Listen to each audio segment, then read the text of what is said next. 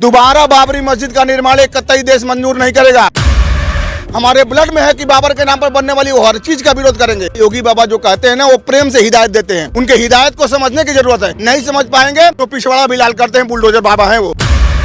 बाबर नाम की कोई चीज यहाँ पर नहीं रहनी चाहिए। योगी बाबा अगर कयामत शब्द बोल दिए तो अखिलेश भैया को लग रहा है कि मेरे वोट बैंक में सेधमारी कर रहे हैं। मैं कह रहा हूँ, कयामत का मतलब होता है प्रलय, और वो प्रलयकारी योगी आदित्यनाथ जी हैं। जो जैसा करेगा वैसा उनको वो दृश्य दिखाएंगे। आप प्रलय में जाना चाह रहे हैं या प्रलाप करना चाह रहे हैं, ये आपकी मर्जी है।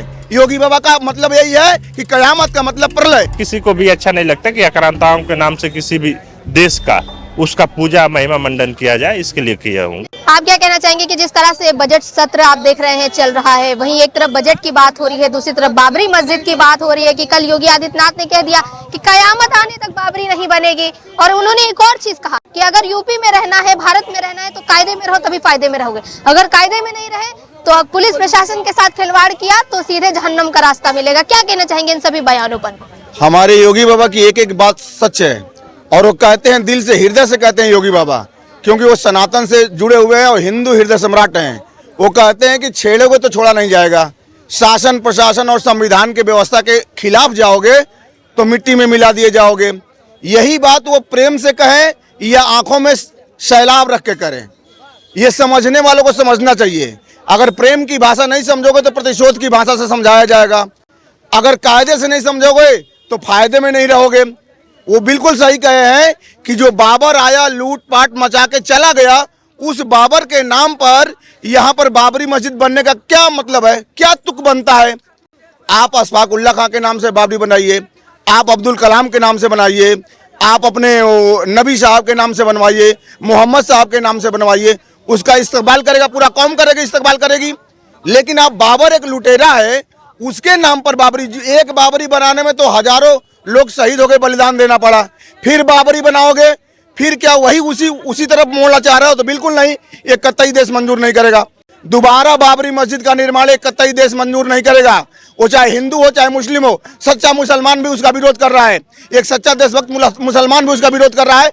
हम तो विरोध करेंगे ही करेंगे। हमारे ब्लड में है कि बाबर के नाम पर बनने वाली वो हर चीज का विरोध करेंगे।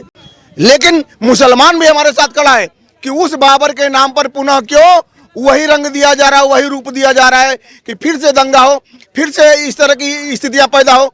हमारे योगी बाबा जो कहते हैं ना, वो प्रेम से हिदायत देते हैं। उनके हिदायत को समझने की जरूरत है। अगर उनकी हिदायत को आप समझ रहे हैं तो आप सही है, नहीं समझ पाएंगे तो पिछवाड़ा भी लाल करते हैं, बुलडोजर बाबा हैं वो। लेकिन अभी आप कह रहे हैं कि बहुत से लोग समर्थन नहीं कर रहे, मुस्लिम भी हैं जो समर्थन नहीं कर रहे। अभी हम मुर्शिदाबाद की बात करें, पश्चिम बंगाल में देखिए बाबरी मस्जिद का निर्माण आज से शुरू हो गया है। वहीं विश्व हिंदू रक्षा परिषद कह रही कि हम उसकी एक एक ईंट तक उखाड़ करके आएंगे। ये जो लड़ाई चल रही है आपसी, क्या कहेंगे कि इसमें हिंदू मुसलमान की लड़ाई भी हो रही है? वहीं बाबरी मस्जिद को हटाने की बात की जा रही है कि अगर बन गई तो भी हटा दी जाएगी, नींव तक हटा दी जाएगी। क्या मतलब क्या मसला चल रहा है?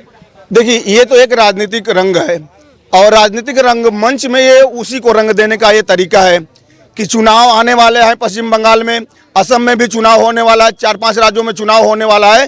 तो उसमें थोड़ा सा यही रंग दिया जा रहा है कि हिंदू मुस्लिम करके इनको बांट कर और सत्ता पाया जाए। सत्ता को पाने के लिए लोगों को बांटने का एक तरीका है। लेकिन हमारा सनातन, हमारा हिंदू समाज पूरा एक साथ है, एक स्वर में कह रहा है कि बाबरी मस्जिद नहीं बनेगी। बाबर के नाम पर वो चीज निर्माण नहीं होने देंगे, वो जीर्णोद्धार नहीं होने देंगे, वो ईंट रखने नहीं दिए जाएंगे जो ईंट बाबर के नाम से रखी जाएगी। आप रखिए, देश है आपका, देश में आप रहने वाले हैं, लेकिन ऐसे लुटेरे के नाम पर नहीं चलेगा भाई। इसको पहले भी हम लोग आगाह कर चुके हैं, आज भी आगाह कर रहे हैं, और वही योगी बाबा ने बोला, अपनी भाषा शैली में, अपने अंदाज में बोले हैं। बेबाक टिप्पणी है कि कयामत आने तक बाबर नाम की कोई चीज यहाँ पर नहीं रहनी चाहिए।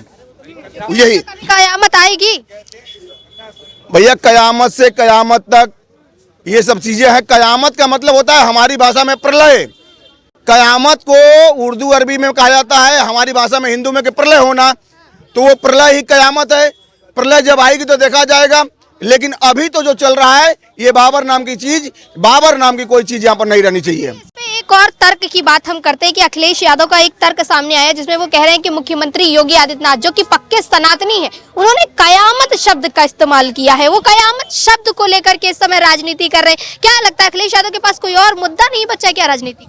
ये अखिलेश भैया को यही पता नहीं है। गंगा जमुनी तहजीब है यहाँ पर, गंगा जमुनी तहजीब में हिंदी के शब्द भी यूज होते हैं, फारसी के भी शब्द यूज होते हैं, उर्दू के भी शब्द यूज होते हैं। शब्दों की धारणा देखें, उसका मतलब क्या है, आशय क्या है, ये अखिलेश भैया को समझने की जरूरत है।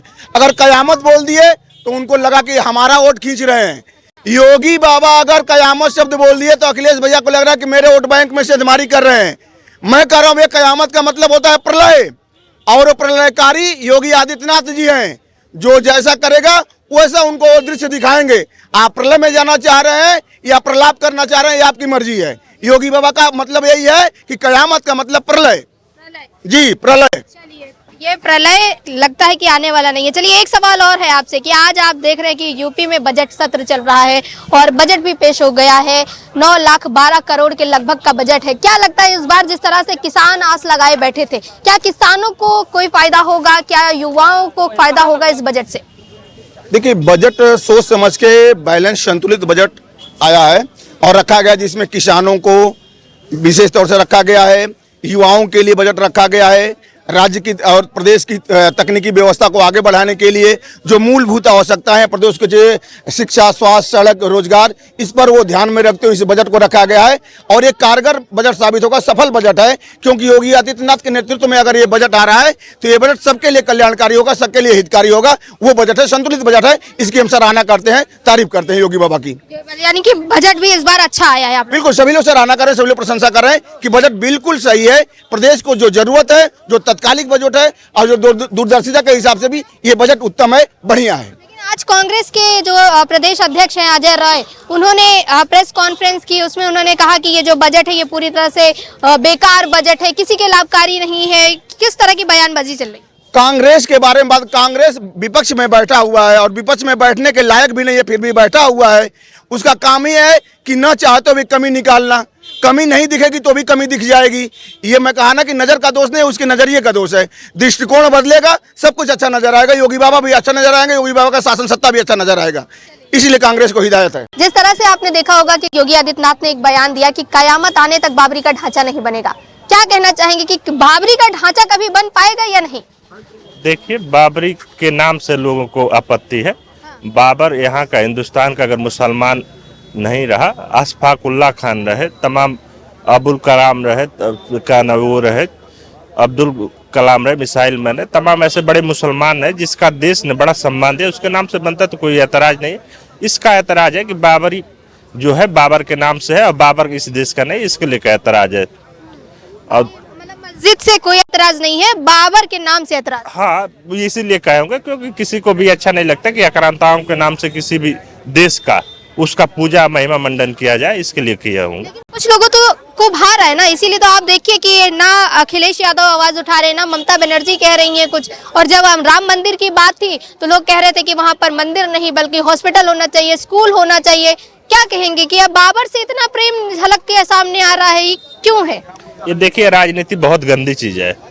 राजनीति ऐसी है कि जैसे आप बहुत चीजों, जैसे देखा जाता है कि आम आदमी राजनीति में इसीलिए दूरी बना के रखता है कि गलत को भी सही कहना पड़ता है और सही को भी गलत कहना पड़ता है, तो ये चीजें रहती है। तो इसलिए राजनीति को लेकर लोगों के दिल में और दिमाग में यही चीज है कि हमारे नेता कम से कम जो चीजें हैं उसके बारे में बोले, ये अलग है। आज हमारा बजट करीब 9,12 करोड़ का हुआ है और एक यूपी का सबसे बड़ा बजट है और सबसे मुख्यमंत्री का ये 10वां बजट है। लगातार इतना कोई बड़ा बजट लगातार नहीं कंटिन्यूटी कर पाया और वो बजट जो 3 लाख से चलकर और 9 लाख पे पहुंचा है करीब 8 साल 9 साल में, तो ये बजट का सबसे बड़ा उपलब्धि है। और यूपी में तमाम वो लीकेज बंद कर दिए गए जिससे आय का व्यय का नुकसान होता था। तो ये मुख्यमंत्री के लिए परिश्रम और त्याग और मेहनत का बहुत बड़ा ये आज कीर्तिमान है कि 9,12 करोड़ का बजट है। जो कहते थे कि 1 ट्रिलियन का बजट होगा हमारे आने वाले समय में, तो लोग पूछते थे कि ये कैसे 1 ट्रिलियन का होगा, 10 लाख करोड़ का बजट कैसे आप करेंगे, कहाँ से रोजगार लेके आएंगे, कहाँ से क्या लेके आएंगे। योगी जी ने उस सपने को पूरा कर दिया है, ये बड़ी उपलब्धि है। और यूपी में तमाम मेडिकल, स्वास्थ्य, कृषि, उसका बजट 3 गुना किया है, तो बहुत अच्छी बात है। इस बजट से युवाओं को, महिलाओं को और बुजुर्गों को भी जहां तक देखा जाए फायदा हो रहा है। गन्ना की मिलें बंद कर दी जाती थी, क्योंकि गन्ना का पैसा नहीं दे पाती थी सरकार पुरानी। 2 लाख 1.5 लाख करोड़ रुपया गन्ना के किसानों का बकायदार था, तो सरकार ने भरी है और गन्ना के मशीनों को दोबारा पुनर्जीवित की है। तो सरकार का बहुत बड़ा धन्यवाद है। और एक आदमी का बजट जो आय का है, इनकम था 50,000 से लेकर और 1.5 लाख के करीब पहुंचने वाला है प्रति व्यक्ति का आय, तो बहुत बड़ी बात है। और तीसरी बात है कि सबसे बड़ा ग्रोथ इस प्रदेश का है, तो महाराष्ट्र और तमिलनाडु के बाद सबसे बड़ा ग्रोथ है, तो यूपी अब संभावनाओं का प्रदेश होने वाला, कहने का मतलब ये है।